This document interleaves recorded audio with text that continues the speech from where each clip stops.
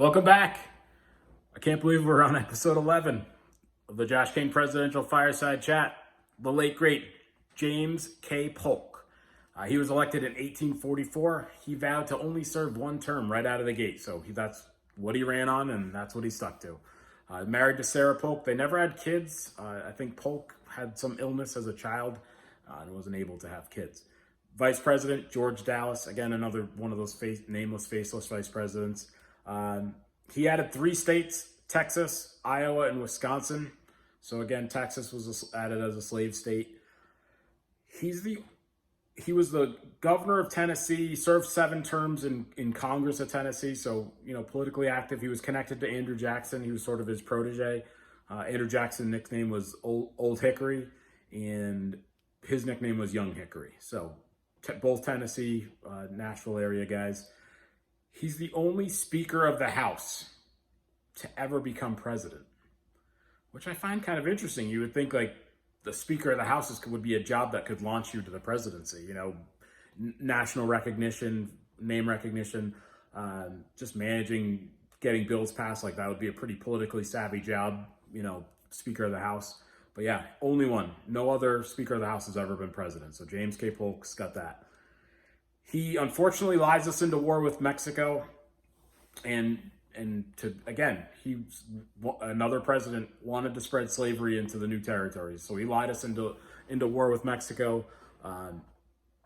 One of the people that tried to fight him, policy-wise, Abe Lincoln, he was a Whig congressman, and he was all fired up about what Polk was up to, getting us into war with Mexico. Basically said, where was the blood shed on American soil?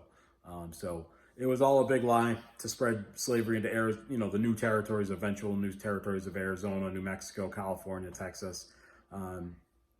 So again, how did we go from the founding fathers saying that the slavery would die off, and now we're in 1844, and we're looking to actively spread it? So it's obviously was not going to die on its own. We're again on the highway to the Civil War at this point. His campaign slogan, so basically what he went into the presidency wanting to only accomplish a few things. Again, get Texas.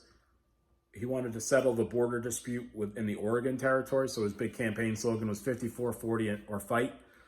So his Secretary of State was James Buchanan, a future president.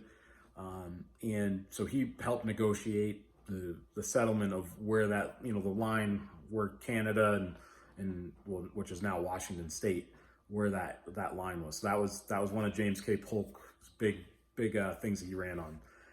So he was always very sickly during his entire presidency. Just constantly something was wrong with him.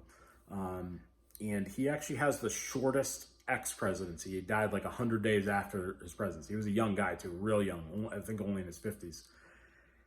And again, modern doctors and scientists now point to the poop-tainted water in the White House was what was really making him sick. That's what led to he was constantly, even like he would barely showed up at the inauguration after in 1848.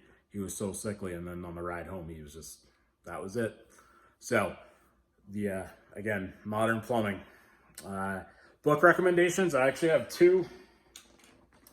So this is the first book I read, which was good. It was fine. It was, again, it's a whole time period of the war with Mexico. I didn't know anything about it.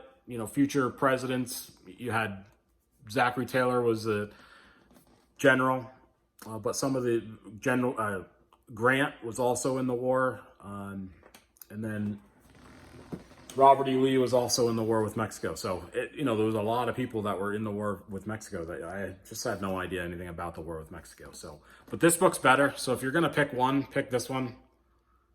Another great James K. Polk. I mean, he did as much as he was a jerk, and wasn't a fan. The books are really good. This book is excellent. So and the fun part with like reading all the presidents in order is you get to read the history over and over again, but it's from different perspectives, right? So you're learning it's the same material, but it's from a totally different point of view.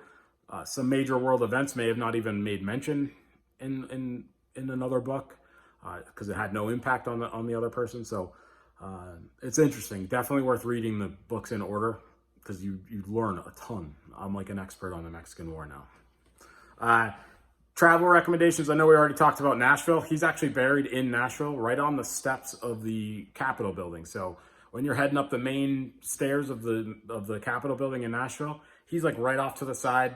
Nice little area, nice grave, tree shaded area. So it is nice. His burial is in a nice location in Nashville, and we already talked about the Hattie B's hot chicken. So when you're in Nashville, go for the dead presidents. And less music, less partying. Go for the learning, the book learning.